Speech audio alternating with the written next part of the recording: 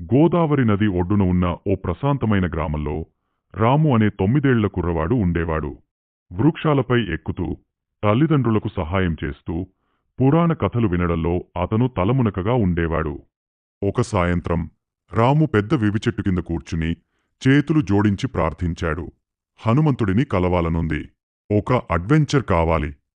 ఓ వెచ్చని గాలి వీచింది. ఆకులు అల్లికలు.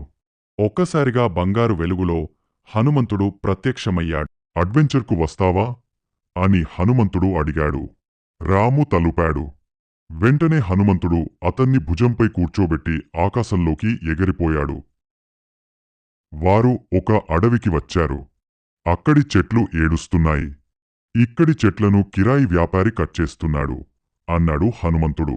హనుమంతుడు ఒక పెద్ద రాయిని ఎత్తి బుల్డోజర్ల ముందు ఉంచాడు. వ్యాపారి తలదించుకుని అన్నాడు, నాకు తెలియలేదు ఇంత నష్టం జరుగుతుందని. నేను కోసిన చెట్ల కంటే ఎక్కువ నాటిస్తాను.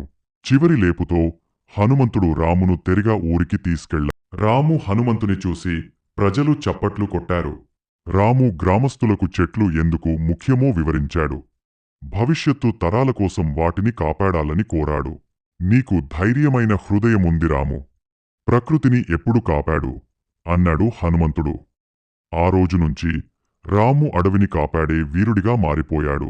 హనుమంతుడి అడ్వెంచర్ అతనిని శాశ్వతంగా మార్చేసింది.